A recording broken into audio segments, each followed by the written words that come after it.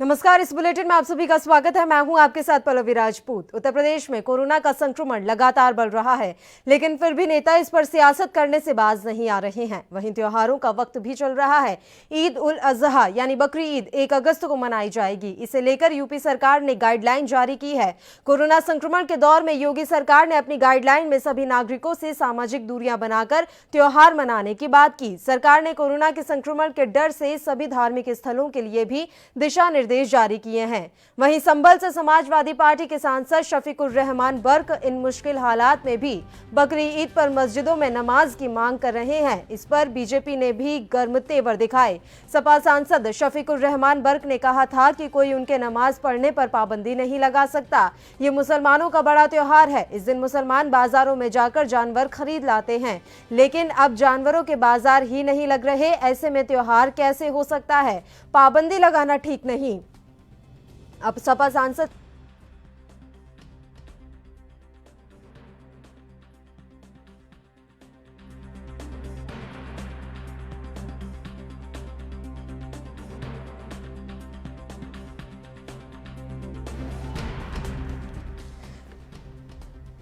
तो ईद उल अजहा पर नमाज अदा करने को लेकर अजीबोगरीब बयान संभल से सांसद ने दिया है। संभल के सपा सांसद डॉक्टर शफीकुर रहमान बर्क का ये कहना है कि ईद उल अजहा के मौके पर मस्जिदों और ईदगाह में मुस्लिमों की सामूहिक नमाज पर पाबंदी लगाना गलत है। सरकार मस्जिद और ईदगाह में मुस्लिमों के नमाज करने पर लगी पाबंदी को हटाए, क्योंकि जब देश के सभी मुस्लिम मस्जिदों में नमाज पढ़ेंगे तभी ये मुल्क बचेगा। वहीं डॉक्टर शफीकुर रहमान बर्क ने यह दावा भी किया है कि जब तक देश के सारे मुस्लिम मस्जिदों में नमाज अदा नहीं करेंगे तब तक कोरोना महामारी को नहीं भगाया जा सकता। एसपी सांसद ने साफ तौर पर ये धमकी देते हुए कहा कि मुस्लिमों को नमाज पढ़ने से कोई भी नहीं रोक सकता है। शफीकुर रहमान बर्क ने ईद उल जुहा के मौके पर लगने वाले पशुओं के बाजार पर पाबंदी के लिए भी जिला प्रशासन से नाराजगी जाहिर की है। उन्होंने तर्क दिया, जब मुस्लिम जानवरों की खरीदारी नहीं कर सकेंगे तो त्योहार कैसे मनाएंगे? इसलिए जिला प्रशासन जानवरों के बाजार के खोलने पर लगी पाबंदी को हटाए।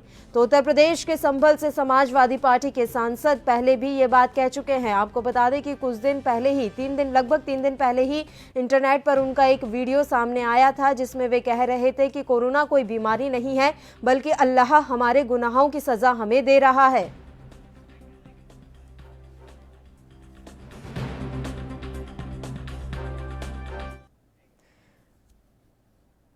तो उत्तर प्रदेश में जहां कोरोना का संक्रमण लगातार बढ़ रहा है, वहां इस पर नेता लगातार सियासत कर रहे हैं और सियासत से बाज नहीं आ रहे।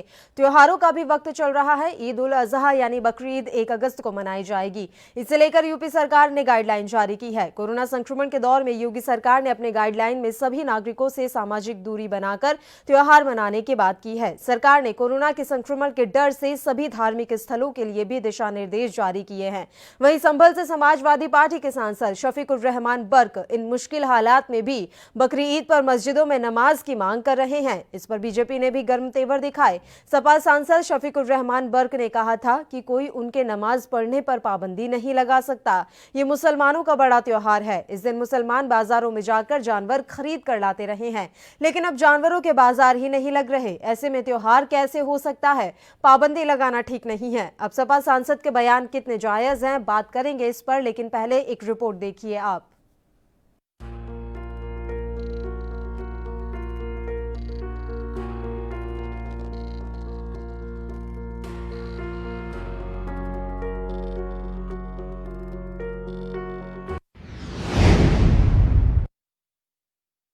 उत्तर प्रदेश में कोरोना का संक्रमण लगातार बढ़ रहा है, लेकिन फिर भी नेता इस पर सियासत से बाज नहीं आ रहे हैं। वहीं उत्तर प्रदेश सरकार ने बकरीद के दिन भी सामूहिक नमाज और खुले में कुर्बानी देने पर रोक लगा दी है। कोरोना वायरस संक्रमण के बढ़ते मामलों को देखते हुए सरकार ने ये फैसला लिया है। बीते कुछ दिनों से राज्य में कोरोना के नए मामलों में काफी तेजी देखने को मिल रही है।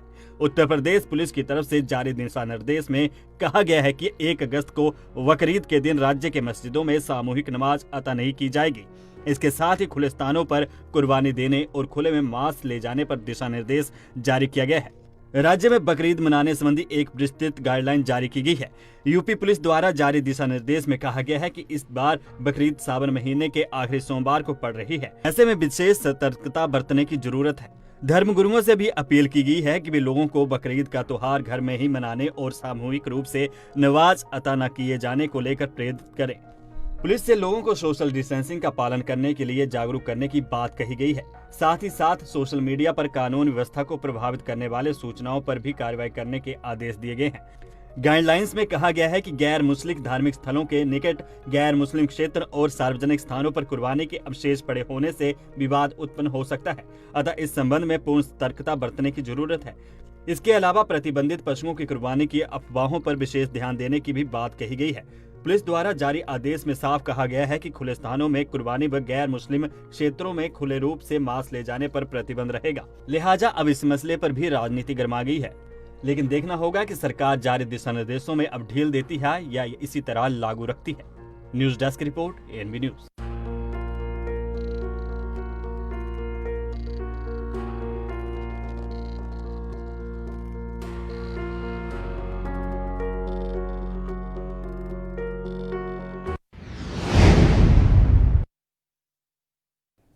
तो शफीकुर रहमान बर्क के इस बयान के बाद लगातार सूबे में सियासत गरमाई हुई है और कहीं ना कहीं कोरोना को अब हिंदू मुसलमान बना दिया गया है।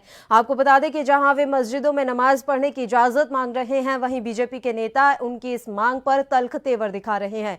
खबर पर ज्यादा जानकारी के साथ हमारे संवाददाता राशिद सिद्दीकी लखनऊ से लाइव हमारे साथ जुड़े हुए हैं। मेरे सहयोगी सुनील हिमाचली भी न्यूज रूम से लाइव हमारे साथ जुड़े हुए हैं। राशिद, पहले आपसे जानकारी चाहूंगी, क्या कुछ अपडेट मिल रही है इस मामले में? जिस तरह से शफीकुर रहमान बर्क का ये बयान सामने आया, 3 दिन पहले उनका एक वीडियो सामने आया, उसके बाद से सूबे में सियासत गरमाई हुई है। बीजेपी के नेताओं का क्या कुछ कहना है? आज बिल्कुल पल्लवी, यहाँ पर जिस तरह से जो अभी ताजा अपडेट जो मिल रही है, यहाँ पर लगातार अभी जो बैठक है वो लगातार जारी है। यहाँ पर राशिद फिरंगी महली के साथ में कई मौलाना हैं, वो इस बात को लेकर जो वीडियो जो वायरल हुआ था उसको लेकर एक बैठक कर रहे हैं। क्योंकि जिस तरह से उनका एक बयान आ जाता है बकरीद को लेकर, वही कहीं ना कहीं बीजेपी को एक मौका मिल गया है उनकी पार्टी के कुछ कार्यकर्ताओं को इस पूरे मामले को अब लगातार हिंदू मुस्लिम बनाया जा रहा है कि कभी त्योहार को, क्योंकि कोरोना, क्योंकि पहले से भी देखा गया है लगातार इनकी कई बार ऐसे मामले आए हैं जिसको लेकर इसको एक समुदाय के बीच में गहराया गया है। अब कहीं ना कहीं से बकरीद का त्योहार, जाहिर सी बात है इस समय लगातार लोगों के अंदर काफी वो था कि आखिर ये त्योहार कैसे मनाया जाएगा। तो हालांकि मुख्यमंत्री की तरफ से गाइडलाइंस जारी हुई थी। गाइडलाइंस में उन्होंने स्पष्ट तरीके से कह दिया था कि जो कुर्बानी का जो गोश्त होता है वो खुले में ले जा सकते हैं, ना ही तो वो कुर्बानी कर सकते हैं। उसको लेकर जो प्रशासन है उनको हाई अलर्ट कर दिया गया है। लगातार सीसीटीवी फुटेज के जरिए, ड्रोन कैमरे के जरिए उन जगहों को चेक करने का आदेश दिया गया है। और ऐसे में इस तरह से मौलाना का बयान आना और ऐसे में बीजेपी के लोगों का बयान आना, तो ये एक तरह से जो सियासी जो पारा है वो कहीं ना कहीं से गर्म कर देगा। बिल्कुल, राशिद जुड़े रहिए आप हमारे साथ। सुनील, आपका रुख करती हूँ। देखिए, सांसद हैं शफीकुर रहमान बर्क, एक जिम्मेदार ओहदे पर वो बैठे हुए हैं। ऐसे में क्या उनकी ये जिम्मेदारी नहीं बनती थी कि त्योहार का माहौल है तो लोगों से ये अपील वो करते कि आप बेवजह घरों से बाहर मत निकलिए, या त्योहार के बहाने आप घरों से बाहर ना निकलें, घर पर ही नमाज अदा करें। उसकी बजाय वो लोगों की भावनाओं को भड़काने की कोशिश कर रहे हैं कि देखो मैं तो मांग रहा हूं सरकार से इजाजत, लेकिन सरकार इजाजत नहीं दे रही। देखिए बल्कि सीधी सी बात है कि जो उम्र का उनका तकाजा है और जिस तरीके से उन्होंने दुनिया को देखा है, जगह जगह उन्होंने भ्रमण किया है, काफ़ी उन्हें ज़िंदगी का अनुभव है। जब एक एज और काफ़ी तजुर्बेदार इंसान ऐसा बयान दे तो उस पर सवाल खड़े हो जाते हैं कि क्यों उन्होंने ऐसा बयान जो है वो दिया। क्या उन्हें ये समझ नहीं आ रही कि जिस तरीके से उनका बयान आया है कि इसमें छूट दी जाए, या उन्होंने जैसे दिशा निर्देशों की सीधे तौर पर कहूं तो अवहेलना की है, धज्जियां उड़ाना जिसको कहते हैं हम सीधे तौर पर। तो सपा के सांसद जो हैं डॉक्टर शफीकुर रहमान बर्क, उन्होंने जो बयान दिया उसको लेकर भाजपा ने भी पलटवार किया और उन्होंने यहाँ तक कहा कि आजम खां जैसी स्थिति इस बर्क जो सांसद हैं सपा के, उनकी हो जाएगी। लेकिन इस तरीके से एक बयान देना, वो भी उस वक्त जब देश पहले ही परेशान है, एक महामारी से लड़ रहा है। यूपी में किस तरीके से रोजाना जो है कोरोना के मामले बढ़ रहे हैं, लॉकडाउन लगा दिया गया है, लेकिन उसके बीच अगर एक तजुर्बेदार नेता, एक अनुभवी इंसान इस तरीके का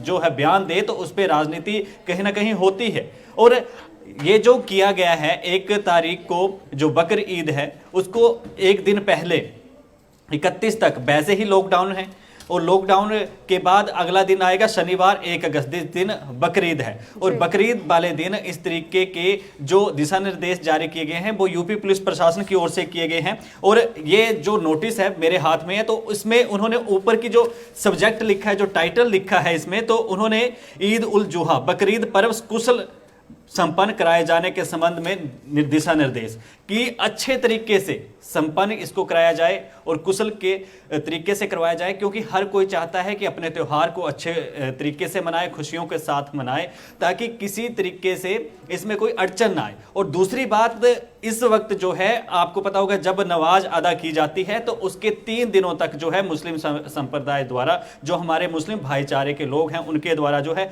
वो कुर्बानी दी जाती है। और उस कुर्बानी के दौरान जो है लगातार 3 दिनों तक ये कुर्बानी चलती है और जिस तरीके से बकरीद मनाई जाती है, तो ऐसे में जो है वहां पर तनाव की स्थितियां भी पैदा हो जाती हैं। और अक्सर ऐसा देखा जाता है, ऐसे वाक्य सामने आ जाते हैं कि जब लगातार 3 दिन कुर्बानियां दी जाती हैं तो उस दौरान कई हिंदू संगठन या बाकी संगठन इसमें टकराव और तनाव की स्थिति पैदा हो जाती है दोनों पक्षों को अगर देखें तो उसी को शांतिमय तरीके से करवाने के लिए यूपी पुलिस प्रशासन द्वारा ये दिशा निर्देश दिए गए, ताकि कोरोना काल में कम से कम ऐसी कोई तनाव की स्थिति ना बने कि उनको कोरोना पर जो संक्रमण फैल रहा है उस पर अंकुश लगाना और मुश्किल हो जाए, क्योंकि पहले ही लॉकडाउन किया हुआ है। और ऐसे में अगर एक अच्छा इंसान जिसको जिंदगी का काफ़ी अनुभव है, अगर वो ऐसा बयान देता है तो कहीं ना कहीं पुलिस ने जो दिशा निर्देश जारी किए हैं, क्योंकि यूपी पुलिस के ऊपर पहले भी सवाल खड़े हो रहे हैं, कानून व्यवस्था को लेकर जिस तरीके से सवाल खड़े हो रहे हैं, कोरोना महामारी से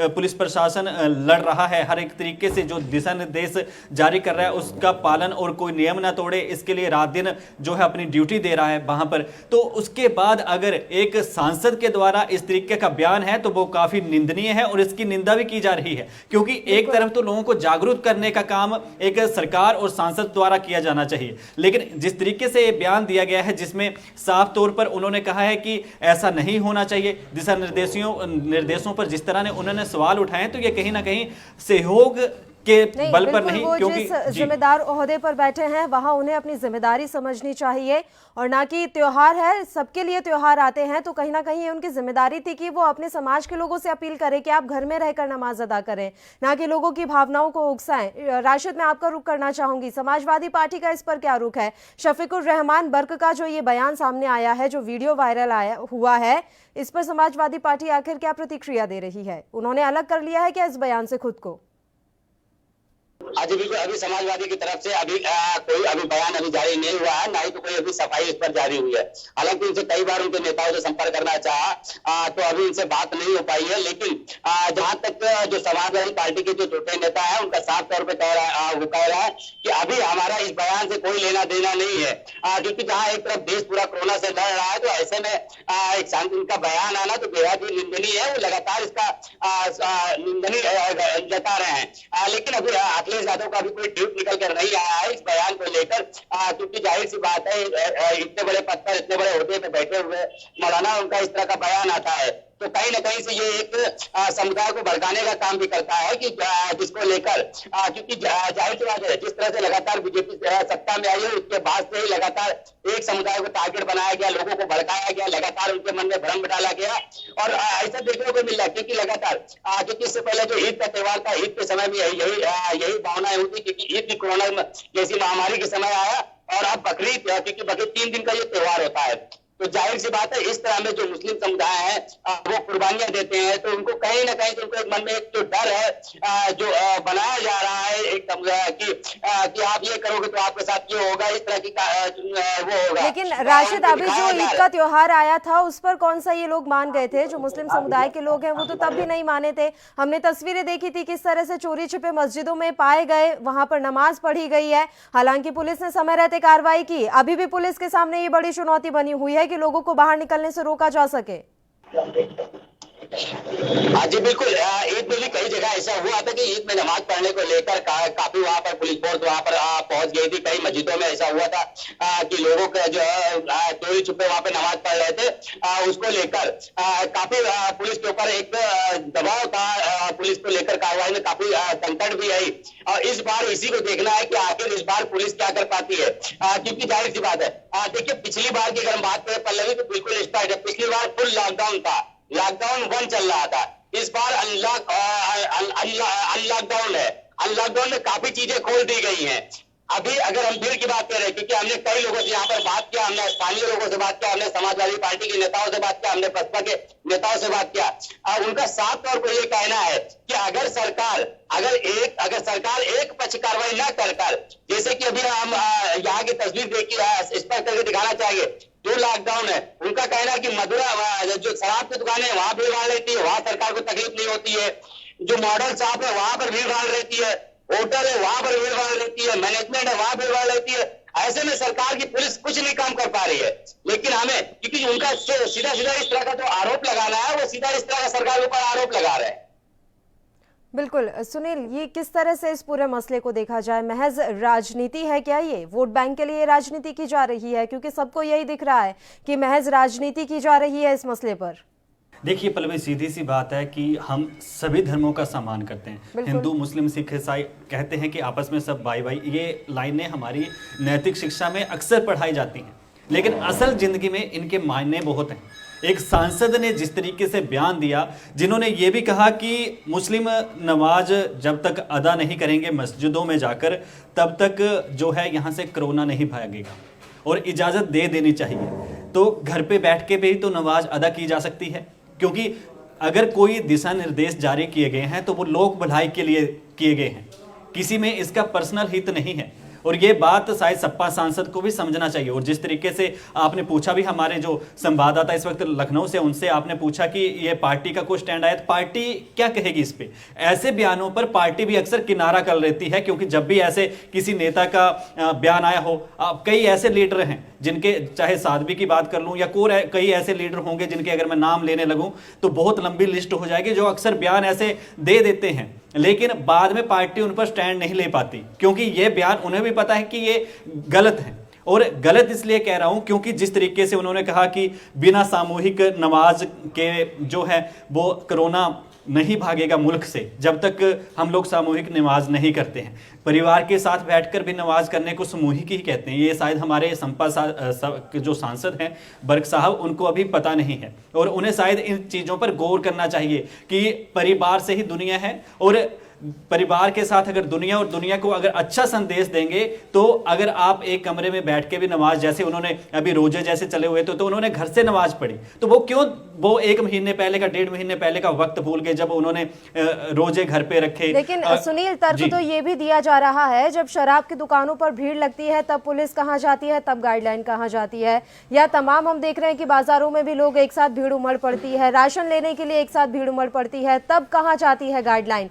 लेकिन अगर एक समुदाय जाना चाह रहा है, मस्जिद जाना चाह रहा है नमाज अदा करने, तो सारी गाइडलाइन आ जाती हैं, सारे नियम पालन सामने आ जाते हैं।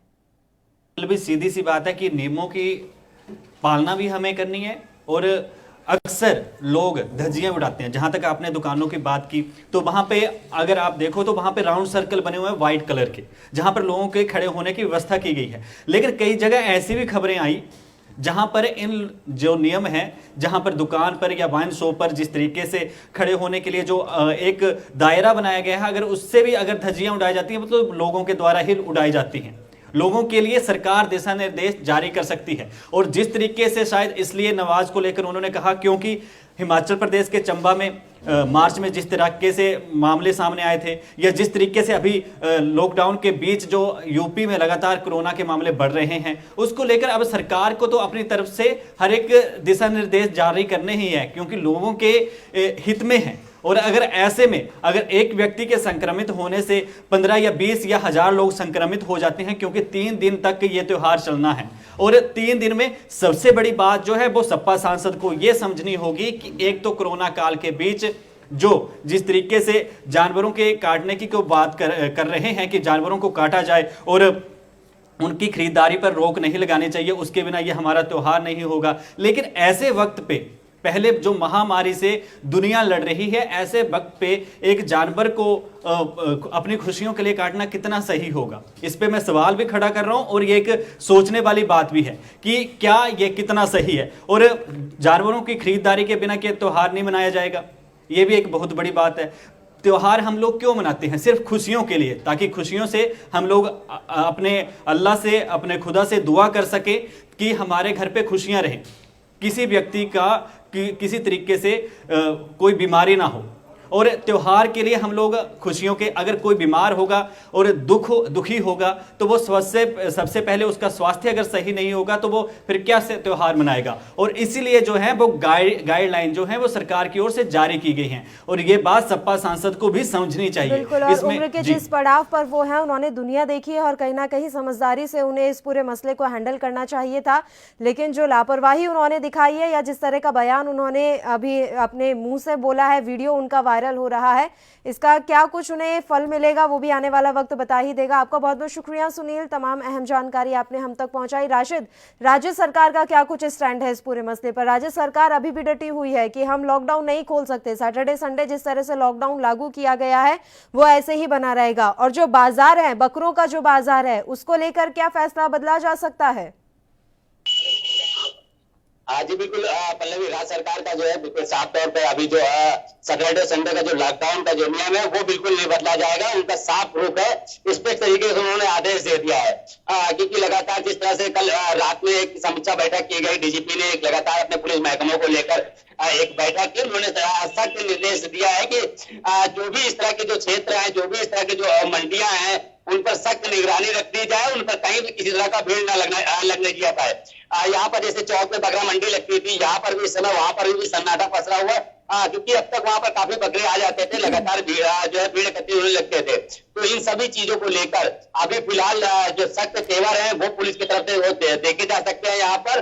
और इसी चीज को लेकर अभी कहीं ना कहीं से कुछ लोगों के अंदर, क्योंकि मौलाना के बयान आने के बाद अभी कुछ उनके समर्थक में जो मौलाना है, जो उनके समर्थक के लोग हैं, वो अभी भी इस बात को मानने के लिए तैयार नहीं है। उनका भी साफ इस तरह से कहना है कि भाई कुर्बानी भी हम देंगे, हम नमाज भी हम पढ़ेंगे। अब इसको ये लखनऊ पुलिस के लिए, उत्तर प्रदेश पुलिस के लिए बड़ी चुनौती साबित होगी कि इससे कैसे निपट पाएंगे।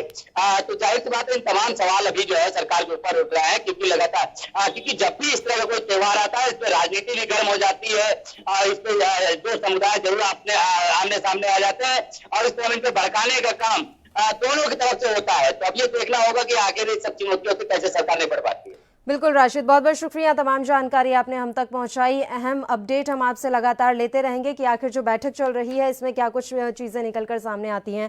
फिलहाल आपका बहुत बहुत धन्यवाद। और इस मसले पर चर्चा के लिए मुस्लिम स्कॉलर इस समय फोन लाइन पर हमारे साथ जुड़े हुए हैं, मौलाना रहमान साहब। मैं आपसे जानना चाहती हूँ सर, शफीकुर रहमान बर्क को ऐसा क्यों लगता है कि अगर ईद की नमाज सामूहिक होगी तो कोरोना चला जाएगा, कोरोना ठीक हो जाएगा? देखिए, शफीकुर रहमान बर्क जी का वो अपना जाती बयान है जी। और किसी के जाती बयान को कौमी बयान नहीं कहा जाता जी। और जब तक के कौमी स्कॉलर कोई बात ना करे या कौम के जो रहनुमा है, जो जिम्मेदार हैं, वो समाजवादी पार्टी के वो है सांसद हैं, तो सांसद की हैसियत से अगर वो कोई बात कह रहे हैं, समाजवादी की बुनियाद पे कह रहे हैं या वो अपनी जाती राय दे रहे हैं, तो एक अलग सी बात है। तो उस पर किसी तरह की टिप्पणी न हम कर सकते हैं न किसी और को करनी चाहिए। और अगर वो सरकार से किसी बात की डिमांड कर रहे हैं कि साहब वहाँ सामूहिक, असल में हमारे यहाँ चाहे यूपी हो चाहे देश की कोई अन्य जगह, किसी हर जगह सामूहिक बहुत से त्योहार भी हो रहे हैं और बहुत से कार्यक्रम भी हो रहे हैं। अब जैसे 5 तारीख को सामूहिक एक प्रोग्राम होने जा रहा है उत्तर प्रदेश के अंदर ही, जिसमें हमारे प्रधानमंत्री जी भी शरीक होने जा रहे हैं, तो क्या उस सामूहिक प्रोग्राम को रोका नहीं जा सकता कोरोना की वजह से? अगर हम मस्जिद के इमामों को या नमाजों को रोक रहे हैं बकरीद के मौके पे, तो 5 तारीख को भी प्रोग्राम सामूहिक है, उसको भी रोकना चाहिए हमें कोरोना को देखते हुए। जी, और उस प्रोग्राम में कितने लोग शामिल हो रहे हैं सर, ये भी जानकारी दे दीजिए। ये जानकारी आप लोग खुद टीवी पे देखेंगे, आप दिखाएंगे कि वहाँ पे कई हजार आदमी मौजूद रहेंगे और मस्जिद के अंदर कई हजार आदमी तो होते नहीं है। आप कह वो तो रहे आपको- हैं, आपकी बात ठीक है, आपके जो ये तमाम सवाल हैं वो ठीक है, और हम भी ये सवाल उठाते रहे हैं कि जब सामूहिक इस तरह के कार्यक्रम किए जाते हैं या फिर जब शराब की दुकानों के बाहर भीड़ लगती है तब सरकार की गाइडलाइन कहाँ जाती है। ये सवाल आपका एकदम सही है, लेकिन बात यहाँ पर ये है कि जो उनका वीडियो वायरल हो रहा है, आपने ये बात तो कह दी कि ये उनका खुद का निजी बयान हो सकता है मौलाना साहब, लेकिन उनका ये कहना है कि ये तो कोरोना कुछ है ही नहीं, ये तो अल्लाह हमारे गुनाहों की सजा हमें दे रहा है और हम उनसे जब माफी मांगेंगे तो ये कोरोना चला जाएगा। ये तो हर मजहब का मानना है कि जब कभी भगवान नाराज होता है तो दुनिया पे बड़ी बड़ी आफत आती है, चाहे वो हिंदू धर्म हो, चाहे वो मुस्लिम धर्म हो, चाहे वो क्रिश्चियन धर्म हो, चाहे कोई भी धर्म हो। हर धर्म के मानने वालों का ये आस्था है, उनकी वो है होती है कि जब गुनाह ज्यादा पड़ता है, जब पाप ज्यादा पड़ता है तो कहीं ना कहीं भगवान नाराज होता है और उस नाराजगी का कोई ना कोई रास्ता खुलता है। तो उसमें अगर उनका ये कहना है कि कोरोना उसी की एक सजा है तो कौन सी ऐसा उन्होंने बात गलत कह दी है। तो फिर जो ये सारे डॉक्टर रिसर्च कर रहे हैं सर, कोरोना की वैक्सीन ढूंढने में लगे हुए हैं, इनको भी कह देते हैं ये भी आकर आपके साथ नमाज पढ़ लेंगे, शायद वैक्सीन जो अभी तक बन नहीं पाई है, कोरोना ऐसे ही ठीक हो जाएगा, डॉक्टर्स को भी बुला लेते हैं फिर। मैडम, वैक्सीन 2015 में रशिया ने बना लिया था। उसकी वजह यह है कि इस वायरस से पहले 2 वायरस और आ चुका था, एक अपोलो का वायरस और एक सार्स वो था। तो जब 2 वायरस इससे पहले आ चुके थे और 2015 में रशिया ने बना लिया, मामला तो असल में वर्ल्ड लेवल का चल रहा है, लड़ाई कारोबार की। हम चाहते हैं कि बिल गेट्स की जो हमें दे वो हम लें और कोई दूसरा हमें ना दे पाए। तो ये तो एक कारोबार अगर बना हुआ है रशिया ने वैक्सीन के नाम पे। 2015 में ही सर कोरोना की वैक्सीन बना ली थी तो वहां पर इतने लोग क्यों मर गए? कोरोना की वैक्सीन मैं नहीं कह रहा हूँ, मैं कह रहा हूँ कि वही कोरोना बात है ना जैसे सर, मैं वायरस- आपकी ही बात पर आ रही हूँ, मैं आपकी ही बात पर आ रही हूँ। वायरस यहाँ इससे पर पहले कोरोना भी की ही बात हो रही है, जो शफीकुर रहमान अच्छा, बर्क ने कहा, उन्होंने यही बात तो कही है। मैडम, मैं एक बात ये कह रहा हूँ कि पूरे दुनिया में आज तक ये हमें कोई बता दे कि कोरोना का माने क्या है, यानी मतलब इतना बड़ा मद और पूरे दुनिया में वायरस और किसी को आज तक इसका मतलब नहीं पता और किस जुबान का है ये कोरोना लफ्ज ये नहीं पता लोगों को। कोरोना कोरोना हम कहते फिर रहे हैं, लेकिन कोरोना किस जुबान की लैंग्वेज है और इसके माने क्या यही मुझे नहीं पता। और हम उस पर लड़ना सिर्फ इसलिए कि हमको WHO ने बता दिया और दुनिया के साइंटिस्ट ने बता दिया। हमने साइंटिस्टों से पूछा कि आपने कोरोना क्यों कहा, तो जब ये हमें यही नहीं पता, जिस तरह से आप बोल रहे हैं सर कि कोरोना है क्या, इसके मायने क्या हैं, तो मस्जिदों में नमाज अदा करने से कैसे ये चला जाएगा? आप कैसे क्या कहेंगे आप अल्लाह से? आप क्या कहेंगे अगर कोरोना को भगाना है तो किस गुनाह की माफी मांगेंगे आप? हम तो अल्लाह से ये कहेंगे जो दुनिया में आफात है, जो बुराइयां हैं, जो मुसीबतें हैं, जो हालात हमारे देश में या हमारे देश के किसी भी प्रांत में या कहीं भी कोई भी तरह की बुराई आ रही है या इस तरह के लोग हलाकान परेशान और भगवान इसको दूर कर दे। आप वेद पढ़ लीजिए, आप रामायण पढ़ लीजिए और भी बहुत सी किताबें उसको पढ़ लीजिए, तो उसमें इस तरह के पहले कई हालात आते थे और जब हालात आते थे तो सब अपने भगवान के आगे मांगते थे, इसलिए कि भगवान एक है, बाकी अवतार मैं वही अभी थोड़ी देर पहले सर मेरा सवाल आपसे यही था मौलाना साहब, लेकिन उस सवाल से आप शायद हट गए। मैं यही कह रही थी कि जब ऐसे ही कोरोना चला जाएगा तो फिर हम डॉक्टर्स भी बुला लेते हैं ना सर, फिर इसमें गलत क्या है? मैं यही तो सवाल आपसे पूछ रही थी। अगर हम एक जगह इकट्ठा हो रहे हैं, हम एक जगह इकट्ठा हो रहे हैं सर, लगातार सरकार कह रही है कि सोशल गैदरिंग मत कीजिए क्योंकि किसी एक को भी संक्रमण हुआ तो सब में फैल जाएगा। अगर ये लगातार सरकार कह रही है उसका हम पालन नहीं करेंगे तो फिर कैसे काम चलेगा? नहीं, हमें सरकार की किसी बात पे आपत्ति नहीं है या सरकार का पालन किसने नहीं किया। हम तो सरकार का पालन पिछले 15 मार्च से करते चले आ रहे हैं। तो यही तो बात है सर, जब हम लगातार पालन करते चले आ रहे हैं मौलाना साहब, जब हम रमजान में पालन किया, हमने ईद में पालन किया। ठीक है, वही मैं इसी पे आ रही हूँ मौलाना साहब, इसी पर आ रही हूँ। जब हम लगातार मार्च से सभी गाइडलाइंस को फॉलो कर रहे हैं तो अभी उसे ब्रेक क्यों करना है? आप देख रहे हैं लास्ट 24 आवर्स में कितने रिकॉर्ड मामले दर्ज किए गए हैं, तो अब उसे ब्रेक क्यों करना है? ये बातें कहकर कि अगर हम अल्लाह के सामने अपने गुनाहों की माफी मांगेंगे तो कोरोना चला जाएगा, हमें इजाजत दे सामूहिक नमाज की। जब हम मार्च से गाइडलाइन फॉलो करते आ रहे हैं तो अभी उसे ब्रेक करने का क्या मतलब है? मैं बस ये समझना चाहती हूँ आपसे। मैडम, मैं छोटी सी बात आपसे करूंगा कि आप किसी धर्म को मानती हैं कि नहीं मानती? सर मैं धर्म को मानती हूँ और ना मैं आपके धर्म पर सवाल खड़े कर रही हूँ। मेरा सवाल बस ये है, मैं ये कह रहा हूँ कि मैडम अगर आप किसी धर्म को मानती हैं, उस धर्म में इंसान की आखिरी इच्छा क्या होती है कि मरने से पहले या किसी मुसीबत या किसी बला से पहले हम किससे मांगने जाएं? सर हम मरे नहीं, इसलिए हमारे लिए ये गाइडलाइन दी गई है। सर आप कहां से कहां ले जा रहे हैं बात को, हमें नुकसान ना हो, कोरोना हमें छुए नहीं, हम कोरोना से इफेक्टेड नहीं हो, इसलिए बार बार सरकार की तरफ से रिक्वेस्ट की जा रही है कि देखिए आप सोशल गैदरिंग मत कीजिए। धार्मिक आयोजनों पर प्रतिबंध सिर्फ आपके समुदाय के लिए नहीं लगा है, हमारे समुदाय के लिए भी लगा है, तो इसे हिंदू मुसलमान क्यों बनाना? मैं इसीलिए तो कह रहा हूँ कि 5 तारीख वाले आयोजन के भी कह दीजिए कि 5 तारीख का आयोजन रुकना चाहिए। ठीक है, आप ये बात कह रहे हैं सर, हमारे साथ बीजेपी के प्रवक्ता जुड़ेंगे, मैं उनसे यही सवाल पूछूंगी कि फिर 5 तारीख का ये आयोजन क्यों, कितने लोग उसमें शामिल हो रहे हैं, किस तरह का ये प्रोग्राम है, तमाम जो जानकारी है मैं उन्हीं से लूंगी, उससे पहले मैं इस पर कमेंट नहीं कर सकती। अभी आप मेरे साथ जुड़े हुए हैं इसलिए मैं आपसे ये बात समझना चाहती हूँ कि जो चला आ रहा है मार्च से, उसको अचानक से ब्रेक करने के पीछे क्या पर्पज है?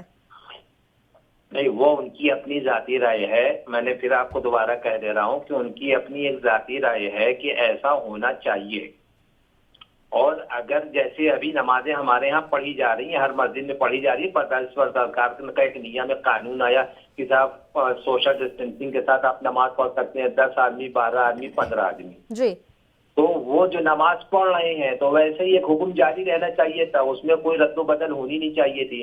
तो हमारे यहाँ सामूहिक किसी मस्जिद में वैसे ही बहुत बड़ी जमात या बहुत बड़ी नमाज नहीं हो रही है, लेकिन ईद और बकरा ईद के नाम पे खास तौर से रुकावट का पैदा कर देना या किसी बात नहीं सर, ईद के नाम पर सैटरडे संडे का लॉकडाउन नहीं लगाया गया था, सैटरडे संडे का लॉकडाउन पहले से ही घोषित हो चुका था, तो आप इसे प्लीज राजनीतिक मत बनाइए और आप हमारे साथ जुड़े रहिए। सर बीजेपी से प्रवक्ता जुड़ी हुई है हमारे साथ, आपके तमाम सवालों के जवाब मैं उनसे ले लेती हूँ। अनीता अग्रवाल हमारे साथ मौजूद है इस समय फोन लाइन पर। अनीता अग्रवाल जी, सवाल यहाँ पर यह है कि जब तमाम जगहों पर सोशल गैदरिंग हो रही है, आप शराब की दुकानें देख लीजिए, आप बाजार देख लीजिए, लोग इकट्ठा होकर जा रहे हैं, तो फिर क्या दिक्कत है भाई? आप क्यों नहीं दे रहे हैं इनको इजाजत नमाज की? देखिए मेरी बात सुनिए, हम लोग की क्या रामनवमी नहीं बीती? आप बताइए, कोरोना के रामनवमी में उत्सव हुए हैं? आप बताइए, नवरात्र में उत्सव हुए हैं हमारे? अब आप तीज है, आज हरियारी तीज है, हरियारी तीज में इतना लेडीज सब मिलके हम लोग का हमेशा हर साल होता था कि हम लोग ने किया, कुछ हुआ? देखिए ये सब कहने की बातें होती हैं। सबसे इस समय आपका स्वास्थ्य सबसे अच्छा है, आप स्वस्थ रहेंगे, जान है तो जहान है। अगर आप सही रहेंगे तो आगे फंक्शन मना लीजिएगा। कोई फंक्शन, ये हिंदुस्तान है, यहाँ पे सारे फंक्शन मनाए जाएंगे, जब ईद हो, बकरीद हो, दिवाली हो, होली हो, सब मनाया जाएगा। लेकिन पहले अपने आप को तो देखें। तो ये कह दे कि ये तो आपकी सुरक्षा के लिए, सबकी सुरक्षा के लिए किया जा रहा है, और कि हाँ सब जमात ना इकट्ठी करे, बकरीद में सब अपने घरों में नमाज पढ़ ले, इसमें कौन सी बड़ी बात है? आप मंदिरों में देखिए कहाँ भीड़ लग रही है, इतने बड़े बड़े हमारे त्योहार चले गए, कहाँ मंदिरों में लोग जा पाए? अनीता जी तक नहीं लोग जा रहे हैं। अनीता जी, मुस्लिम स्कॉलर हमारे साथ जुड़े हुए हैं मौलाना साहब, उनका एक सवाल था कि 5 तारीख को यूपी में कार्यक्रम होने जा रहा है जिसमें खुद प्रधानमंत्री नरेंद्र मोदी पधारेंगे, तो वो कार्यक्रम फिर आखिर क्यों किया जा रहा है? जब आप नमाज की परमिशन नहीं दे रहे हैं तो फिर ये कार्यक्रम क्यों? बिल्कुल बिल्कुल, मैं आपको बता रही हूँ, वहाँ जो राम मंदिर के लिए बता रहे हैं आप, बिल्कुल सही बात है, उसमें मुख्य प्रधानमंत्री आएंगे, वो तो शिलान्यास करेंगे, बाकी वहाँ भीड़ नहीं लग रही है, लोगों को नहीं बुलाया जा रहा है कि आइए सब लोग आइए, बहुत बड़ी भीड़ या बहुत ज्यादा सम्मेलन। कितने लोग शामिल होंगे अनीता जी, कितने लोग शामिल होंगे? वो बहुत ही, आप समझ लीजिए, उसमें सोशल डिस्टेंस का कोई वहाँ पे सभा नहीं होने जा रही है, ना कुछ होने, वो केवल वहाँ जाएंगे, वहाँ का पूजन करेंगे, पूजन करके चले जाएंगे। आप वहाँ पे कोई हम बड़ा फंक्शन नहीं करने जा रहे हैं राम मंदिर का, यहाँ सबको बुलाया आइए बहुत बड़े, कुछ ऐसा कुछ नहीं होने जा रहा है, बस केवल एक पूजा करने के लिए वो जा रहे हैं वहाँ पे, कुछ नहीं। सेम चीज उनके लिए लागू है अनीता जी, मौलाना साहब भी यही तो कह रहे हैं कि हम कौन सा वहाँ खाना खजाना का प्रोग्राम करने जा रहे हैं, हम भी सोशल डिस्टेंसिंग के साथ अपनी नमाज ही पढ़ने जा रहे हैं। आपकी पूजा आपकी और उनकी नमाज कुछ नहीं, ये समझा जाए। ये गलत कह रही है आप। अच्छा ये बताइए, रामनवमी कितना बड़ा त्योहार होता है हिंदुओं का? रामनवमी से बड़ा त्योहार है, कैसे मनाया लोगों ने? घरों के अंदर मनाया कि नहीं मनाया? कितने मंदिरों? सवाल पूछ रहे हैं ना, वो तो सवाल पूछ रहे हैं ना। अगर 5 तारीख को कार्यक्रम हो सकता है तो उनकी यहाँ नमाज क्यों नहीं हो सकती? वो यही तो जानना चाह रहे हैं। नहीं, आप मेरी बात समझिए। देखिए बकरीद है, नमाज है, आप घरों में पढ़ लीजिए ना, 4 लोग इकट्ठे होकर घर के अंदर पढ़ लीजिए। जरूरी है कि वो ढेर लगाने हम ये कह रहे हैं 5 तारीख की पूजा भी वहाँ दिल्ली से हो जावे, क्या जरूरत है यहाँ आने की? अरे मोदी जी को आने में क्या, तो मोदी जी तो सब जगह जा रहे हैं। अभी वो सेना में भी गए थे, वो तो वो प्रधानमंत्री है, उनको जहाँ जरूरत पड़ेगी वो तो वहाँ जाएंगे। आप प्रधानमंत्री से तुलना करेंगे कि प्रधानमंत्री जा रहे हैं तो हम भी जाएंगे? तुलना की बात नहीं, यहाँ आस्था की बात है। आस्था में प्रधानमंत्री नहीं हो तो प्रधानमंत्री की अपनी आस्था, मेरी अपनी आस्था। अरे आस्था की बात ही नहीं, आस्था में कोई प्रधानमंत्री या राष्ट्रपति नहीं होता, आस्था जो है अपना होती है। ये आपने कहा से मैडम कह दिया कि प्रधानमंत्री से मैं तुलना कर रहा हूँ। हमारे देश के प्रधानमंत्री, हम उनकी इज्जत करते हैं, हम उनका सम्मान करते हैं। आप राजनीति करना चाहते हैं तो राजनीति करिए, जो सही है वो हमारे देश के प्रधानमंत्री हैं, हम उनका सम्मान करते हैं, लेकिन उनकी आस्था हमारी आस्था, अपनी अपनी आस्था के बातें दोनों बराबर है। वहाँ कोई त्योहार नहीं मनाने जा रहे हैं, कोई उत्सव नहीं मनाने जा रहे हैं, कोई कुछ नहीं करने जा रहे हैं। अनीता जी, बात तो आस्था की ही है, वो यही तो पूछ रहे हैं। आप बात को इधर से उधर मत कीजिए। अनीता अग्रवाल जी, मेरा सवाल ये था आपसे, 1 सेकंड अनीता जी, 1 सेकंड। तीज के त्योहार है, इसको त्योहार, वो त्योहार नहीं मनाने जा रहे हैं। आपको अगर इस चीज की नहीं समझ है तो हम क्या बताएं? आप राजनीति करिए, वो वहाँ पे त्योहार नहीं मनाने जा रहे हैं। ठीक है, ठीक है, ठीक है, ठीक है। नहीं मनाने जा रहे हैं, दिवाली नहीं मनाने जा रहे हैं, होली नहीं मनाने जा रहे हैं। ठीक है अनीता जी, उस कार्यक्रम में कितने लोग शामिल होंगे? मुझे बस थोड़ा सा आप गिनती का आइडिया दे दीजिए। अरे वो तो आपको हमसे पता चल जाएगा, आपको सूचना मिल जाएगी कितने लोग शामिल होंगे कितने नहीं। तो वहाँ पे कोई सम्मेलन नहीं है, कोई सभा नहीं है, ये आपको बस और केवल आपके दूरदर्शन पे दूरदर्शन होंगे, ये समझ लीजिए। कोई वहाँ पे सम्मेलन नहीं, कोई सभा नहीं, कोई मंत्री नहीं, कोई संतरी नहीं, कोई जाने वाला, ना संगठन से कोई जा रहा है, ना कार्यकर्ता ही जा रहे हैं। ये आप समझ लीजिए। उसके साथ साथ मना कर दिया गया कि किसी को नहीं जाना वहाँ पे। हम भी 15 आदमी से तो ज्यादा होंगे, 10 आदमी से तो ज्यादा होंगे। हम प्रवक्ता है भाजपा के, हमारी एंट्री नहीं है। आप बता दीजिए, जब हमारे ऐसे लोगों को नहीं बुलाया गया, किसी को नहीं बुलाया जा रहा है कि खाली वहाँ पे दूरदर्शन में आप देखिए, टेलीविजन पे जब हम लोग इतनी परहेज करके चल रहे हैं, आप लोग राजनीति करनी तो करिए। राजनीति आप लोग राजनीति नहीं है बहन, राजनीति नहीं है। आप इसको राजनीति से बिल्कुल मत जोड़िए कि राजनीति चाहिए। भाई मेरी राजनीति, हम त्योहार मनाने नहीं जा रहे हैं। प्रधानमंत्री त्योहार अलग होते हैं, कार्यक्रम अलग होते हैं। वो सेना के पास भी गए थे, वो सब आप प्रधानमंत्री से त्योहार बनाने जा सेना को राम मंदिर के भूमि पूजन से मत मिलाइए आप। वो देश की रक्षा की बात है, वहाँ बात दूसरी है। रक्षा की बात है, जिसकी रक्षा की बात हो, हमें नहीं मालूम।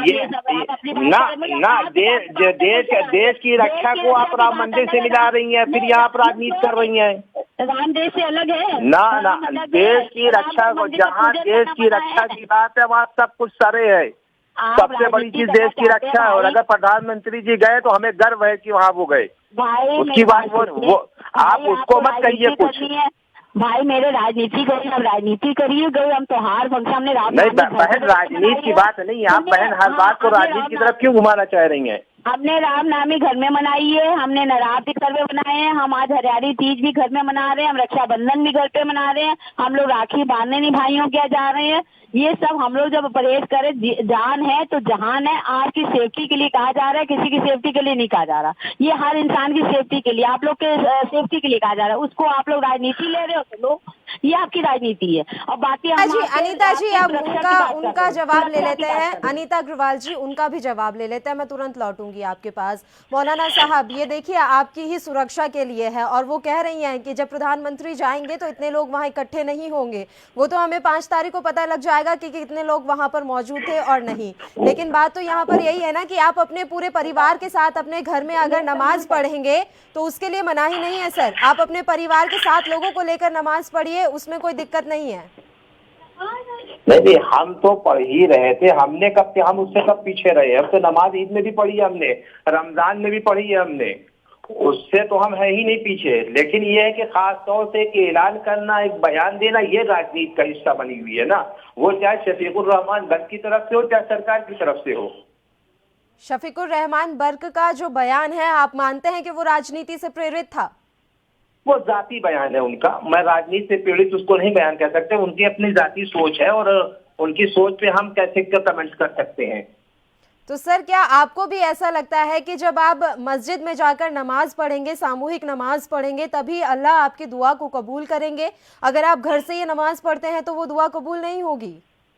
नहीं, दुआ तो हर जगह से कबूल होती है, वो आप चाहे मस्जिद से कीजिए चाहे घर से कीजिए, लेकिन बस सर, जितने फिर तो हाथ सर एक मसला ही साथ, खत्म हो गया ना, फिर तो मसला ही खत्म हो गया। तो भगवान और खुदा तो हर जगह है, उसका तो हम इनकार ही नहीं कर सकते कि वो नहीं है कहीं। तो वही बात तो थी, जब ऐसा कुछ है ही नहीं फिर शफीकुर रहमान की तरफ से ये बयान क्यों आया? और उसके बाद से लगातार प्रतिक्रियाएं भी आ रही हैं। जो आपके समुदाय के लोग हैं वो चाहते हैं कि मस्जिद उस दिन जाने की इजाज़त दे दी जाए, राज्य सरकार से परमिशन चाहते हैं। तो फिर ये उम्मीदें क्यों, जब हम देख रहे हैं कि किस तरह के संकट काल से हम घिरे हुए हैं, लोगों को अपनी जान की पड़ी हुई है, उस बीच में इस तरह की उम्मीदें क्यों? या फिर इस तरह का बयान ही क्यों देना कि लोगों की भावनाओं को वो ठेस पहुंचाए या उनकी भावनाओं को उकसाए? नहीं नहीं, देखिए, लोगों की भावनाओं को ठेस पहुंचाना ये नहीं। फिर मैं आपसे कह रहा हूँ कि शफीकुर रहमान बर्क का जो बयान था वो अपना एक जाती बयान था कि हमें सामूहिक उसकी इजाजत देनी चाहिए। और आप क्या हमको चाहते नमाज हैं सर? पढ़ने की, देखिए, सामूहिक नमाज के यहाँ हमारे यहाँ ज्यादा सवाब है। जब सवाब की बात आएगी, उम्मीद की बात आएगी, तो वो हम तो जाहिर है कि हम जब बात उसी की करेंगे।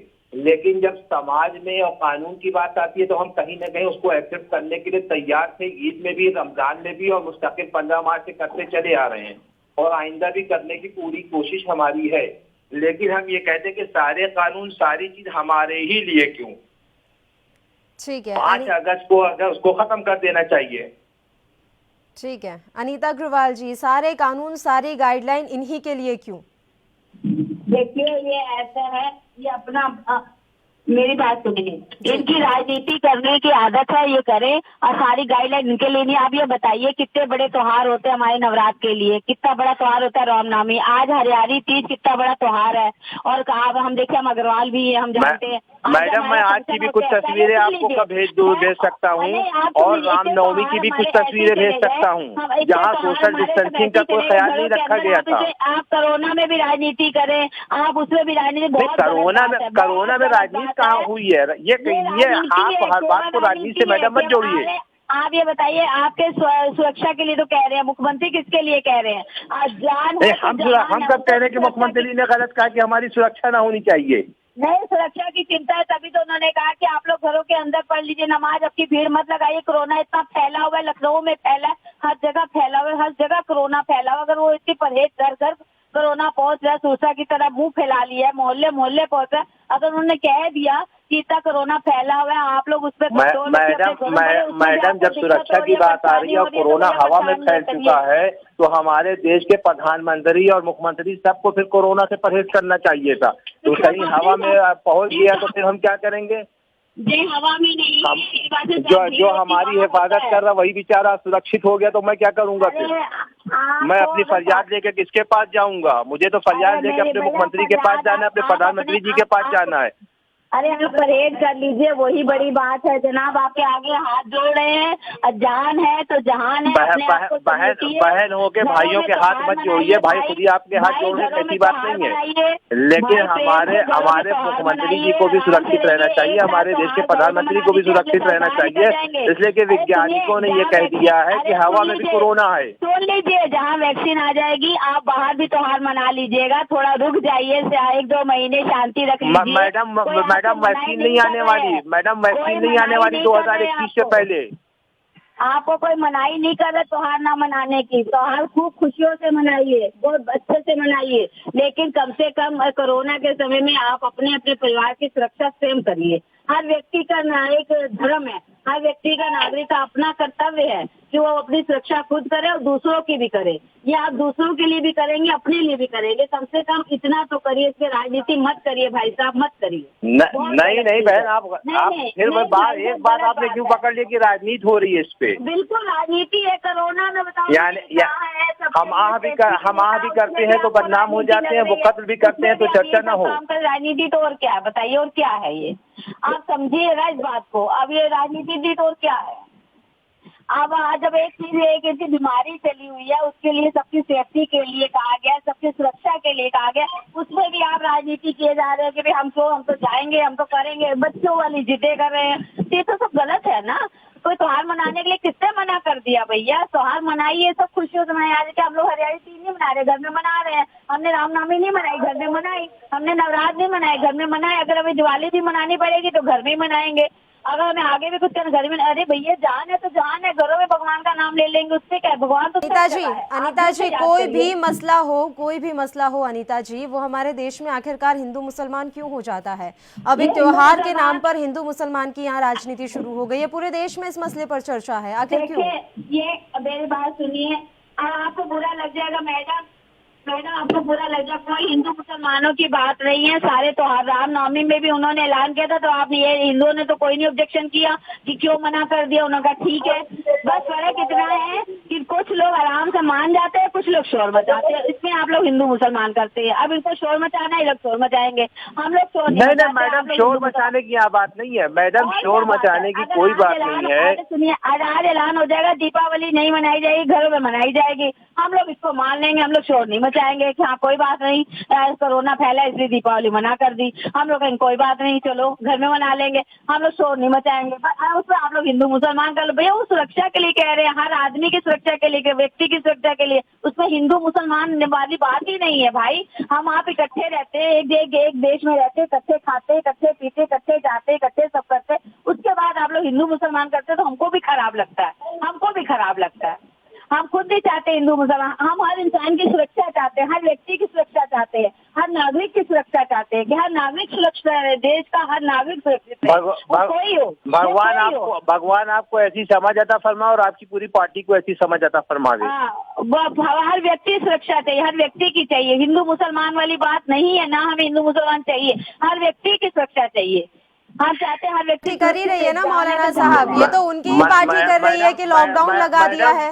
मैडम, भारतीय जनता पार्टी के ऐसे बहुत से लीडर, बहुत से ऐसे प्रवक्ता होते हैं इसी टीवी चैनलों पे बैठकर, जब वो हिंदू मुसलमान करते हैं तो उस वक्त आप लोग कहाँ रहती हैं? क्या आप उनकी जुबानों को, उनकी लगामों को नहीं रोक पाती क्या? भाई साहब मैं भी पार्टी की प्रवक्ता हूँ, शुरू से मैं भी मैं इसीलिए तो बहन कह रहा हूँ आपसे, मैंने तो आपको बहुत ही अच्छा और बहुत ही दिवाली की बधाई ली भी है, ईद की बधाई भी दी है, दिवाली की बधाई भी ली है, ईद की सब्जियां भी खाई है। ये तो भारतीय सभ्यता है और ये तो गंगा जमनी तहजीब है। हम तो इस गंगा जमनी तहजीब को और भारतीय सभ्यता का कभी इनकार ही नहीं किया, हमने कभी इनकार किया है। लेकिन हम राजनीति नहीं करते, संस्कृति है हमारी, अपने संस्कारों की है, हम सब एक है, उसमें कुछ नहीं है। लेकिन बस देश की सुरक्षा के लिए, व्यक्ति की सुरक्षा के लिए, आम जनता की सुरक्षा के लिए कहा गया है, उसका पालन करना हमें हर व्यक्ति का कर्म है, धर्म है, उसको मानना चाहिए। हर व्यक्ति की आज साल भर नहीं, हम त्योहार घर में मना लेंगे, अगले साल बस मैडम मेरा मानना ये है कि जैसे आप हमारे लिए 1 तारीख की वो कर रही हैं, वैसे ही 5 तारीख को भी इसको लेके आप खड़ी हुई है अपने यहाँ, और उनसे कहिए कि इस पे राजनीति ना करें। क्या जरूरी नहीं है कि आइंदा साल कर ले भूमि पूजन? तो जरूरी है किसी वक्त किया जाए? मेरे भाई 5 तारीख कोई सभा नहीं कर रहे हैं, कोई सम्मेलन। हम कह रहे हैं कि अगर हमारे मुल्क के मुख्यमंत्री और प्रधानमंत्री किसी जगह आते हैं तो वहाँ कम से कम 1000-1500 आदमी तो वैसे ही उनकी सुरक्षा में आते हैं। अरे मेरे भाई आप बताइए, आप मस्जिद जाते हैं अकेले, आपको कोई मना करता मस्जिद जाने से? जाइए, किसी ने मना किया? नहीं तो हमारे देश का प्रधानमंत्री आएगा तो क्या वो अकेले आ रहे हैं क्या? नहीं, क्या वो अकेले आ रहे हैं क्या? मना किया मस्जिद जाने की? नहीं, वो अकेले आ रहे हैं क्या? वो 5 तारीख को अकेले आएंगे? नहीं, वो अकेले नहीं आएंगे। आप भीड़ ना लगाइए, आप मस्जिद जाइए। किसने मना किया? कौन रोक रहा है मस्जिद जाने के लिए? कौन रोक रहा है? मैडम हम तो कह रहे हैं कि हमारी गवर्नमेंट ने हमें इजाजत दे रखी है 5 आदमी, 7 आदमी, 8 आदमी नमाज पढ़ने की, और हमारे यहाँ पढ़ा जा रहा है। सभी नहीं है कि हमें कोई रोक रहा है नमाज पढ़ने के लिए। वही तो कह रहे हैं, आप प्रधानमंत्री से तुलना कर रहे, प्रधानमंत्री प्रधानमंत्री नहीं, तुलना की बात नहीं है, आस्था की बात है। फिर मैडम मैं वही कह रहा हूँ, जब आपकी आस्था की बात आती है तो आप कहती है प्रधानमंत्री से तुलना मत करो, और जब वहाँ बात आती है उसकी तो आप उस पर कहती है कि क्या लगता है आप प्रधानमंत्री से तुलना कर रहे हैं। हम प्रधानमंत्री जी से तुलना नहीं कर रहे हैं, हम तो आस्था की बात कर रहे हैं। और जब हमारी आस्था पे बात आती है, अगर हम अपनी आस्था की बात करें तो हम सियासत कर रहे हैं, और जब आप अपनी आस्था की बात कर रहे हैं तो आप कहती है कि हमारे प्रधानमंत्री से आप तुलना मत कीजिए। ना मानिए, आपके ऊपर है, आप स्वतंत्र देश के स्वतंत्र नागरिक है, कानून की नहीं मैडम ये बात नहीं है। अनीता जी, मौलाना साहब, ठीक है, एक एक करके मौलाना साहब, अनीता जी, ठीक है, अनीता जी आराम से, मैं लौट रही हूँ आपके पास। मौलाना साहब, मेरा बस आपसे एक छोटा सा सवाल है सर, इस तरह की मांग किसी समुदाय विशेष की तरफ से ही क्यों उठाई जाती है? उनका भी पॉइंट ठीक है, अनीता अग्रवाल जी भी ठीक कह रही हैं कि हिंदुओं के तमाम त्योहार निकल गए, लेकिन हिंदू समुदाय की तरफ से कभी किसी ने ये सवाल नहीं उठाया कि अब हमें मंदिर जाने दीजिए या हमें मंदिर की घंटियां बजाने दीजिए, क्योंकि इससे ही कोरोना जाएगा। अब हम भी चाहेंगे कि हम अपने भगवान के सामने आकर ये मांगे। नहीं मैडम, हमने जब कोरोना के भगाने की बात आई है तो ऐसा नहीं है कि हमने धार्मिक बातें नहीं की। हमने ये कहा कि गाय के पेशाब पिएंगे तो हमारे यहाँ से जो है तो वो खत्म हो जाएगा। हमने ये कहा कि गाय का गोबर लगाएंगे तो हमने आस्था की बुनियाद पर तो सारी बात कही है। ये कैसे आप कह रही कि हमने नहीं कहा, इन्होंने नहीं कहा? आस्था की सर मैं क्या कह रही हूँ, आप गलत ले गए सर। मैंने ये बोला कि हिंदू समुदाय की तरफ से ऐसा किसी ने नहीं कहा कि अब हमें एक साथ मंदिर जाने दीजिए, हम भी मंदिर की जाकर घंटियां बजाएंगे। मैं ये कह रही हूँ, मैं गाय का गोबर या मूत्र पर नहीं जा रही हूँ सर। यहाँ बात मस्जिद में है जाने की हो रही है ना, कि हमें सामूहिक नमाज की इजाजत दीजिए, ये बात यहाँ पर ये हो रही है। तो मेरा सवाल आपसे यही था कि सर एक विशेष समुदाय की तरफ से इस तरह की मांग क्यों उठाई जाती है? हमारे यहाँ साल में 2 नमाजें होती है सामूहिक। एक नमाज होती है ईद की और एक होती है बकरा ईद की, और बाकी ये है कि 5 नमाजें रोजाना होती हैं। तो 5 नमाजों में जाहिर है कि हमारे यहाँ लोग 2 आदमी 4 आदमी 5 आदमी जाते हैं सोशल डिस्टेंसिंग के साथ, उसमें भी लोग नमाज पढ़ते हैं और अपने घर चले आते हैं। और एक बकरा ईद की नमाज होती है, तो जाहिर है कि जब बकरा ईद की नमाज होगी तो उसमें 2 4 10 आदमी के बजाय 15 आदमी हो जाएंगे, 20 आदमी हो जाएंगे। अरविंद केजरीवाल ने दिल्ली में ये कहा था कि कम से कम 40 से 50 आदमी खड़े हो सकते हैं, जनाजे में 20 आदमी जा सकता है।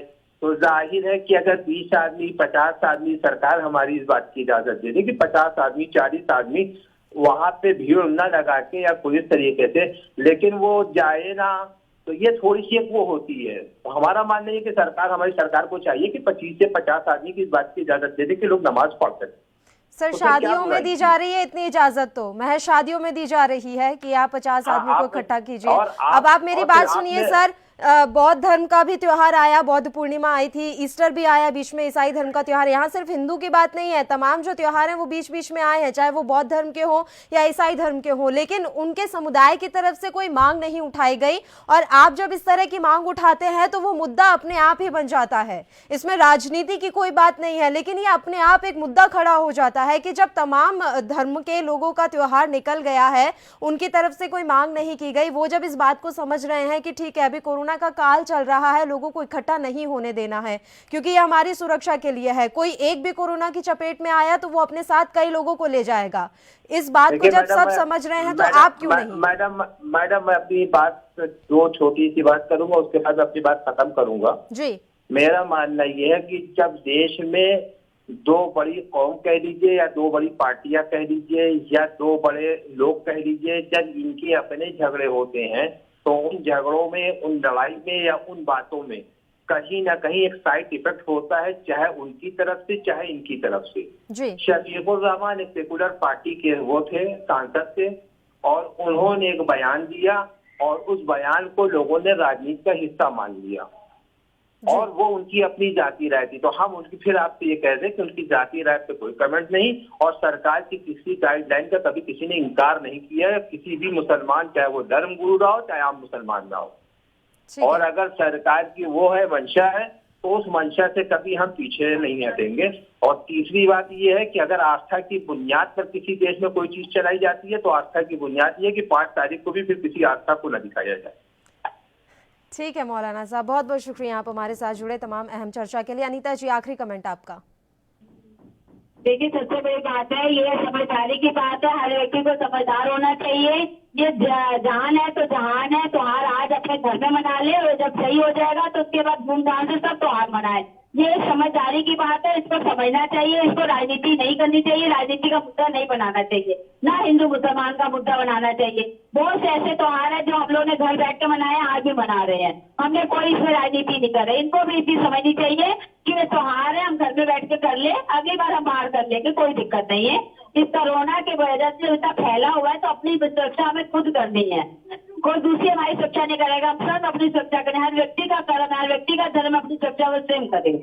ठीक है अनीता जी, लेकिन उनका कंसर्न जो है उस पर आप भी ध्यान दें। आपकी सरकार है, आखिर यूपी में हम देख पाते हैं कि किस तरह से शराब के ठेकों में, बार बार एक ही बात रिपीट कर रही हूँ मैम, शराब के ठेकों के बाहर बहुत लाइन लगी रहती है, भीड़ लगी रहती है, बाजारों में भीड़ लगी रहती है। तो फिर इस पर भी कंट्रोल उतना ही होना चाहिए जितना मस्जिद में नमाज पढ़ने अगर मुस्लिम भाई जा रहे हैं एक साथ इकट्ठा होकर, उस पर कंट्रोल है, तो इन चीजों पर भी कंट्रोल होना चाहिए। और वो बार बार 5 तारीख की बात कर रहे हैं, आपको क्या लग रहा है कि इस पर राजनीति नहीं होगी? क्या इस बात को उठाया नहीं जाएगा? इस समय कहीं भीड़ नहीं लग रही है, ना शराब के ठेकर में, ना मस्जिदों में कहीं भीड़ नहीं लग रही है, कहीं भीड़ नहीं हो रही है। ये तो जानबूझकर आंखें मूंदने वाली बात हुई अनीता अग्रवाल जी। अपने आप को बचा रहे हैं। ये तो जानबूझकर आंखें मूंदने वाली बात हुई ना अनीता अग्रवाल जी। नहीं भैया, गलत बात है, ऐसा कुछ नहीं है, आंख मूंदने वाली बात नहीं है। इस समय जो है कहीं भीड़ नहीं लग रही है, कहीं शराब के ठेकों भीड़ नहीं लग रही है। पहले एक दिन के लिए दूर लगी थी, मानते हैं, उसके बाद सब कंट्रोल कर लिया गया। ठीक है, ऐसा नहीं कंट्रोल नहीं किया गया, पूरा कंट्रोल कर लिया गया। कहीं भीड़ नहीं दिखेगी आपको, ना मॉल खुले हैं, ना पिछले खुली है, ना कुछ खुले हैं। सब लोग अपने घरों में बैठे ही है ना। जब कोरोना है तो आदमी को अपने का अपनी सुरक्षा करनी चाहिए, हर व्यक्ति का कर्म है। आप अपनी भी सुरक्षा करिए, दूसरों की भी करिए, अपने साथ दूसरों की भी करिए, ये सामाजिक धर्म है। ठीक है, ठीक है। बहुत बहुत शुक्रिया अनीता जी, आप हमारे साथ जुड़ी तमाम अहम चर्चा के लिए। तो उत्तर प्रदेश में कोरोना संक्रमण का लगातार ग्राफ बढ़ रहा है, लेकिन फिर भी नेता इस पर सियासत से बाज नहीं आ रहे हैं। वहीं त्योहारों का वक्त भी चल रहा है। ईद उल अजहा यानी बकरीद 1 अगस्त को मनाया जाएगा। इसे लेकर यूपी सरकार ने गाइडलाइन जारी की है। कोरोना संक्रमण के दौर में योगी सरकार ने अपने गाइडलाइन में सभी नागरिकों से सामाजिक दूरियां बनाकर त्योहार मनाने की बात की। सरकार ने कोरोना के संक्रमण के डर से सभी धार्मिक स्थलों के लिए भी दिशा निर्देश जारी किए हैं।